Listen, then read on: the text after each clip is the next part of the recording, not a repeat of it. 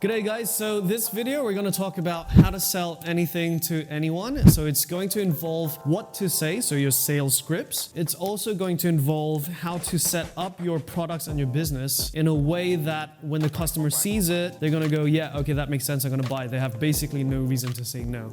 Right, so this is really useful if you're a business owner looking to start up a business and grow it, or if you're in the field of sales. And maybe as an introduction, my name is Bryan Wijaya. I'm the founder of Mindstack, and we are a crypto mining business based in Indonesia. But we basically grew this specific business from basically nothing to over $400,000 of mining equipment in less than a year. We also own about $4 million of real estate, and we've built a team of over 300 salespeople. Many of them have gone on to become top salespeople in their fields because of the stuff that we show them in right here in this video. Okay, so in any case, before I show you what to say and how to influence somebody to buy from you, I want to show you first about the basic principles of why people make a decision to buy. First of all, people are self-interested in nature, okay? Meaning, if I don't see why it makes sense for me to buy it, right, then I'm just not going to even pay attention to it. I'll just move on to the next thing. So the first step to making somebody want to buy your product before you even have the hello to them is to actually take a look at the thing that you're selling. How valuable is it? How valuable is this to your customer? Now, how do you measure value? This is really important. There are two kinds of values. The first type of value is where you're actually be able to measure it. So this is, I have a type of fertilizer that can make your tree grow twice as many fruits as opposed to the next best competitor. Well, that's a measurable result. It's twice the production. So measurable value comes in the form of making more money, saving more money, producing more output, so efficiency basically, and quality if you want to say that as well, and time savings. If you can save the customer time, that's a measurable value, and they should pay for that without any questions asked. On the other side is qualitative value. So this is the stuff that you can't really measure, but it's clearly valuable. So things like, have you ever had that situation where somebody buys from you just because they like you? Because you spend the time to pay attention to them, to listen to them, be good company for them, and you're pals now, and because you're pals, yeah, they're comfortable, they'll just give you the business. So that's one form, you know, that emotional connection with the customer, that is valuable. Relationships. If you produce a community, a membership where people in that community, when they hang out in a group chat or anything like that, they're really vibrant, they're really motivating, they're really uplifting, and they're supporting each other, that community now has value to the people who are buying it. So they're not doing it necessarily for the money. They might not make any money at all joining this community, but it gives them good vibes, serotonin, all the good hormones, and so they stay in. Other ones are solving headaches, stresses, things that cause them to lose sleep, be frustrated. If you can provide that relief, that's probably a better way of saying it, relief from problems, then the more painful it was, the more valuable the solution is. Like, if the analogy is, if you go to a doctor and it's just a little cough, you might not even go to the doctor in the first place. Whereas if your arm's ripped off and it's hanging by a thread, then you're gonna rush to the hospital and pay for anything without thinking about the price. So that's your brief on how do you add value to your thing that you're selling. And this is where a little bit of thought goes a long way. The more value you can build in, the easier your job will be when you're selling it, when we're showing you how to sell, how to talk to people.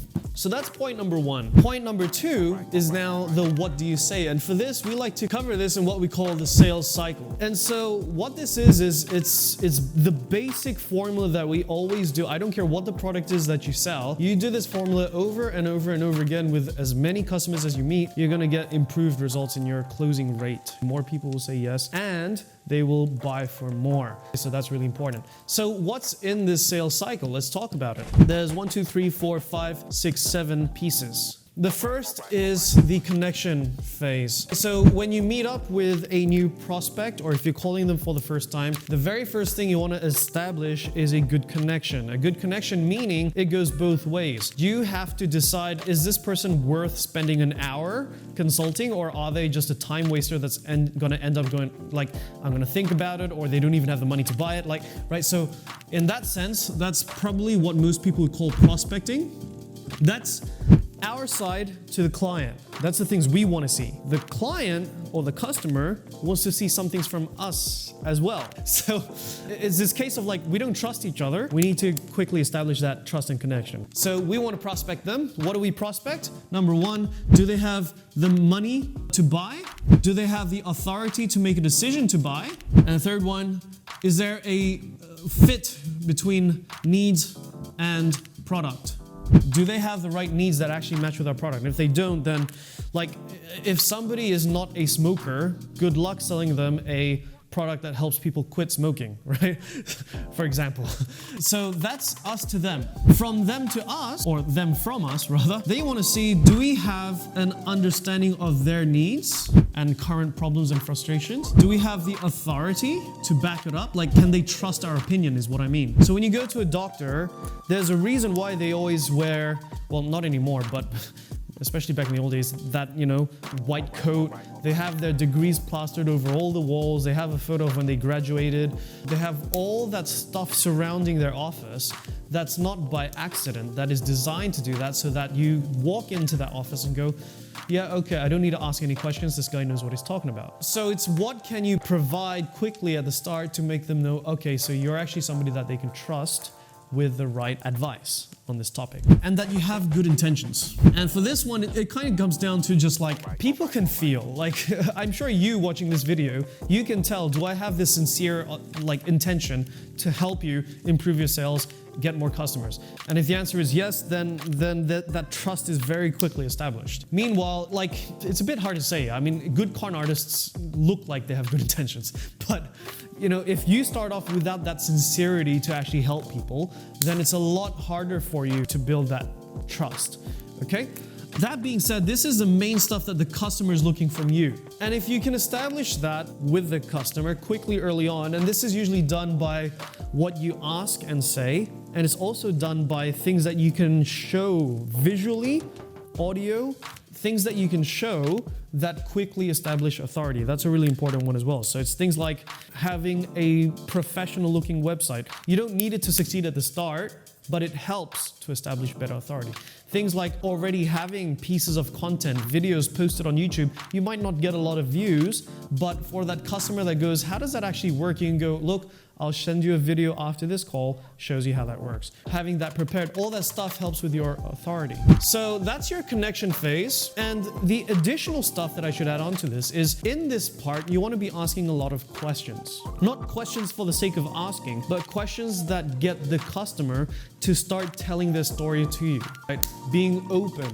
And the reason why you want to do that is it's really important to lead into the next step, which is the problem discovery phase. Why is it really important to ask things like, hey, where'd you come from? What's your background? Oh, okay, so you're from this city. How long have you been there? Did you grow up there or are you working there? And using that as your sort of the surface level stuff to then lead into the deeper questions so how are you enjoying life right now? How is your business working out for you? Is it doing well? No, it's not.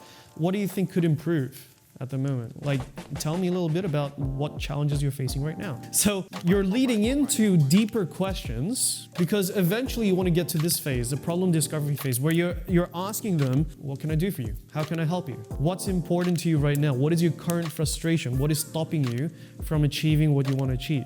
I'm throwing a lot of types of questions, but the same intention is still there. I'm trying to get to the real root of this. What is the thing that is making you motivated to do something? To buy, to look for a solution, to try something new. Now, in the problem discovery phase, the trick is to break through surface level answers. If somebody is just giving you one-word responses, if somebody is just giving you answers that are not really revealing much about them or their current issues, then you have to ask yourself, okay, so maybe I haven't done the connection part here properly, or they are just that type of person that takes a bit of pushing to get through the real nitty-gritty of what's really going on in their lives. All right, so some questions that might help to break the ice is things like, All right, so sir, I'm going to be asking you a couple of questions to really understand how is it that I can best help your situation. I hope you don't mind. Do I have your permission to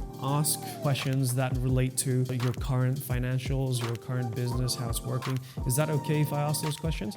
Asking for permission, and then they go, yep, sure, no problems, allows you permission to really poke at their situation. That's one way of getting around that. Another way of getting around it is just to go, all right, so what's important to your current business right now? I'm looking for ways to run ads. And why is that important to you? Because, what business doesn't find ads important to their business is their response. And then you go, oh yeah, I understand that, but I mean, why now? Like, is it something that you've always been trying to do? Or like, do you get what I mean? Like the kind of follow-up questions I'm going for are questions that I'm trying to really dig in and encourage the customer to answer open-heartedly. Now, the reason for that is because we want to get to this phase called the consequence phase. We want to talk about if they don't solve their problem that they're facing right now, is the problem going to get worse? Is it going to cost them more money or time or energy or headaches in the future? So that's your consequence phase. Tell me, why do you think this is an important step? The reason it's important is because the bigger the problem, the higher the value of the thing you're going to sell them. Going back to that analogy, if you're just coughing, a slight little you're not going to see a doctor. You're just going to stay in bed, sleep it off. But the moment you feel like you're dying, the cough isn't going away, phlegm starts coming out, and even like everything's achy, you can't move, and you feel like you're about to die. That's when you actually see a doctor. That's when you're willing to pay for pills. That's when you're willing to, like, in the worst case scenarios, do things like getting an X-ray, doing pneumonia scans, and whatever. So the bigger the consequence, the more willing to pay faster and for more money. So you can't get into consequence without knowing their problem. That's why this second phase is really important. This is first phase. Third phase, you want to get into so tell me something. This problem you've been feeling, how long have you been feeling it? X amount of time, 6 months. Right. And how's your quality of life been in that 6 months? Really frustrating. I can't even focus on my children anymore because this is taking up my time and blah, blah, blah. Right? You get my point. So that's an emotional consequence. Okay, we got that. Other types of consequences, which aren't emotional, are things like costs that you can actually measure. So this has been going on as a problem in your business for 6 months. Have you actually calculated how much it's costing you every single month to keep this problem there? Is it going to get worse? Is this going to have a rollover effect to other things that's going to make life harder for you? You notice how my body language, by the way, is also changing while I'm saying this. Gives you an idea of how many times we've been doing this, because that's subconscious. Right? So you're talking about those consequences to get an idea of dollar cost if this thing drags on. And it also talks about, well, if it doesn't get solved, are there other costs that come out of this? Does it get worse? If you don't solve the cough, does it lead to cancer, as an example? And notice how I'm doing it by asking questions from the customer. I'm not telling the customer. And the reason for that is this. If I ask you right now, as you're watching this video, if I say, hey bro, what's 11 times 11? I'll tell you it's 121, but your mind doesn't agree with me until you manually calculate that. Does that make sense? If I go, okay, that was an easy one. Let's go 11 times 25. And then I go, okay, so the answer to that question, I don't actually know, but let's say it's 353. Videographer, put the actual answer on the screen, right? You don't believe what comes out of my mouth until you personally go in your head, 11 times 25, so that's 275, that's the answer. And then you go, okay, so that's the answer. Now I believe you. So that's the reason. And in fact, you didn't even believe me. You believed yourself because you answered it, not me. That's why when you ask about consequences, I'm asking the client, what will happen if? There's money, there's time, and then there's emotional. How's this affecting your relationship with your wife? Do you find that your problems in your cash flow problems right now, is that affecting your lifestyle? Is it affecting how you thought you would raise your kids? Does it have any effect to that? And they're going, yeah, and they don't really want to talk about it, but you can see the change in their posture. And then you dig deeper and you go, tell me about it. And then tears come out, right? It happens. It actually happens. I've had situations before, people pay, they buy houses from me because the frustration of always missing out on a house because house prices kept going up and they couldn't save a deposit. The deposit kept going bigger and bigger because house prices go up, deposit goes up, and they get further from the goal. The amount of times I met people that broke down in front of me crying at the failure that they felt they were being because of that. That's not to put people down or anything. I'm just saying that's a level of consequence we get into, right? The bigger the consequence, the more willing they are to pay and pay for more. Next is a really important step. A lot of people get this one wrong. After they get to consequence, they will go straight to this step. Wrong, okay? Which is, by the way, presenting your solution. Oh, that's a little giveaway. This one here is called the transition to your solution.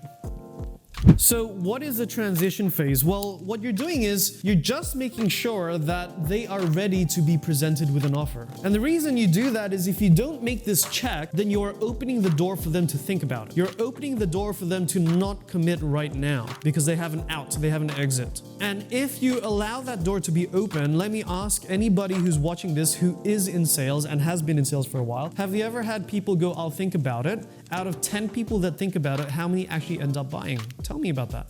Write it in the comments. What's your statistics? At least in our business statistics, is basically the thing I like to tell my salespeople is always this: 99% in is 100% out, right? So basically, if they think about it, chances are they're not actually going to end up buying. And the reason for that, by the way, is not just cold feet. It might also be like after thinking about it, they look for competitors and they end up going for a competitor. Things like that. So in the transition phase, how do you do it? It could be as simple as this. Repeat what you've captured here as notes in your journal or whatever it is you're using. If it's mental, it's mental. So if I got this right, it sounds to me like at the end of everything here, it's a cash flow problem for you, sir. You're tired of working your ass off every single day to find that next client, and it's not even a consistent result for you.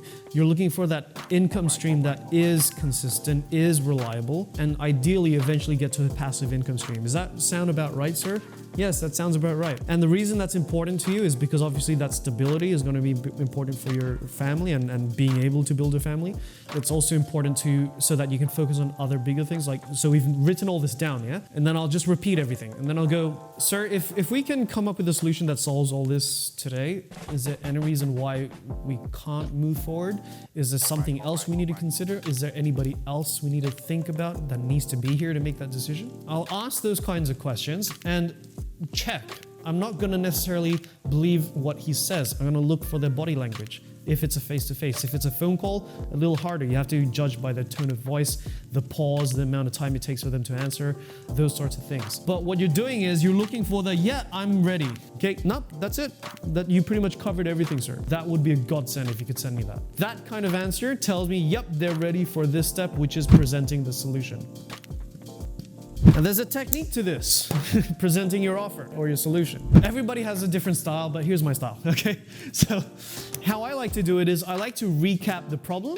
Then I like to talk about the alternatives they have. Then I'll talk about how my solution beats all of these alternatives. That's the general formula that I will use when presenting an offer. How does it look in practice? It'll be something like this. All right, so if that's the case, then this should be pretty easy, sir. Meaning I've just passed the transition phase, yeah? Look, if I break it down, your current problem is the lack of consistent cash flow and results. It's affecting everything in your life. I got that. Here's the thing. If you think about what can we do next? How are you going to get out of this starting from here? Well, there's a couple of ways, sir. You can focus on your business and keep it growing. That's definitely a recommended solution, but it will take time, won't it? You're not going to get to a consistent 10 grand a month tomorrow. It might take 2 months, it might take 3 months, especially if I help you out later on, but it takes time. All right, so we need something that's more consistent that works starting from now. Okay, so we got that part. What other alternatives do we have? You could quit your business and go for a job. Do you want that? Do you want to have that 9-to-5 cycle? No. Okay, so we got that one out of the way. Well, the other solution that I'm thinking of is what we got here. In MindStack, we put together a cloud mining service, and what that does is we take advantage of machines making money for us. It kind of works the same way like how a factory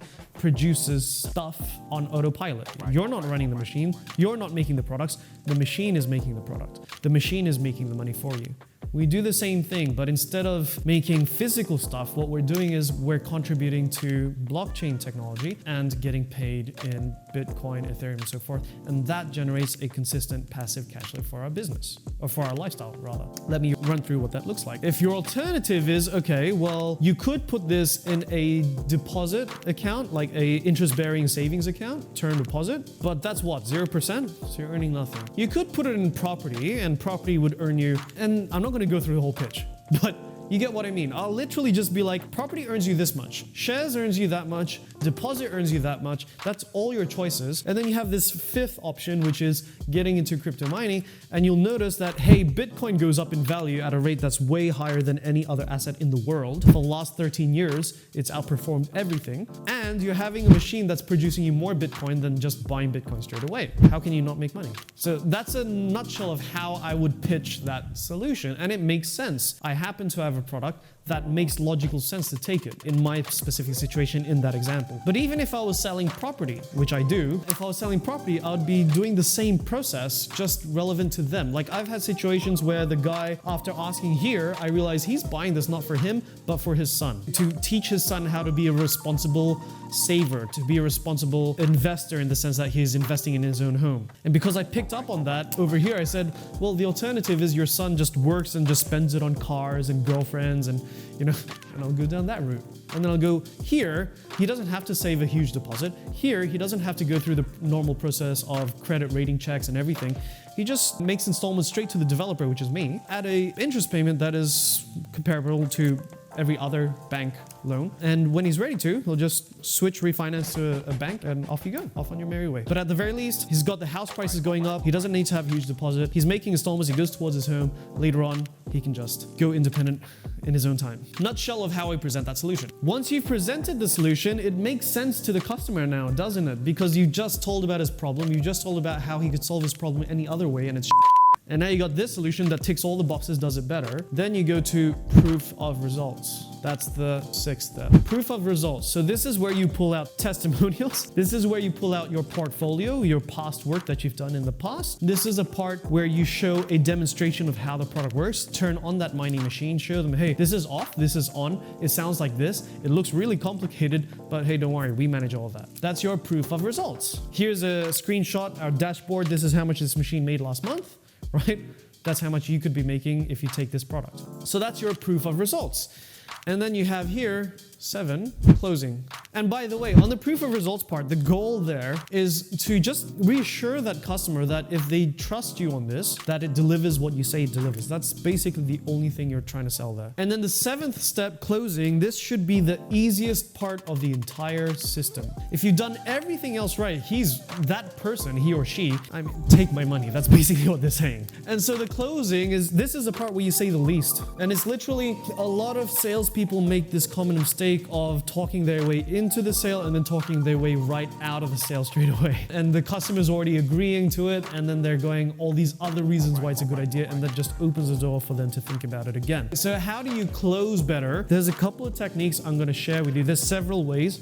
I will share a couple of techniques with you. The first, and probably my favorite approach out of all of them, is the, I don't know what you call it technically. I think it's called the assume close or the options close or something like that. In any case, what you do is you go, okay, so sir, we have package bronze, silver, gold. We have package starter, pro, ultimate. We have option A, B, C. Give it fancy names, whatever you want, right? But what you're doing is you're going, sir, we have color purple, red, and blue. Which one do you want? At the most basic level, that's what it is. That's the extreme close. If you do it in more detail, it's more like, all right, so sir, we have this starter pack. It starts at $1,000. What you get in it is this. Now this one gets everything here, but more. And then this one here covers all of it. Everything you can think of. Which one would you like to pick? And it basically assumes that they're going to go in that specific option, and they just go, yeah, I'll take that one, done. All right, where's your credit card? Process the payment, right? So that's probably my favorite, the one that I generally go to more often than not. But there are other ways of closing as well, which we do on a case-by-case basis. We kind of make a judgment call on this. There's the one where we go, okay, so let me just fill out the order form. I got what you told me you needed. Let me just customize this order for you. Fill in the order form to their specs, and then go, all right, sir, I filled in everything. I just need to know how to spell your name. And I'll put that piece of paper, if there's a table here, I'll put it right in the middle, at a distance where the customer has to reach for that piece of paper to get it. I'm not going to hand it to his hand. I'll put it on the table. And when the customer picks it up like this and reads it, there's a very, very high probability he's just going to take the pen, fill in his name, and then automatically sign at the bottom. Or he'll go, where do I sign? Right? Once he's put his name in there, deal's done. Another closing technique. All right, sir, I got everything you need there. Let's pick your specific model variant. Okay, have you got your ID card with you so I can just plug it in the system? All right, cool. Now that I have his ID card, or her ID card, the credit card's coming next. But because I have the ID card in my hand, they're done the deal, okay? So that's another method. I don't have names for this. This is just stuff that I do on a day-to-day basis, and my team does the same thing. And it has a very high percentage close rate. Other techniques, the puppy dog close technique, which is, look, try it out. If you don't like it within 7 days, just give it back and refund, no hard feelings. Or, you know, so that's a puppy dog close. And it's named that way because that's how they used to sell puppies. Take the puppy with you, bring it home. If you don't like the puppy, bring it back a week later and we'll take it back. More often than not, they'll just go, I love the puppy, I'll keep it. So those are several closing techniques I've just covered there. But as you can see by my explanation, it's very short, and it should be short because the hard work is actually here, all the way here. That's the hard work. This part is stuff you can already prepare for in advance. You already know your product. You already know your pitch on how you're going to present the solution.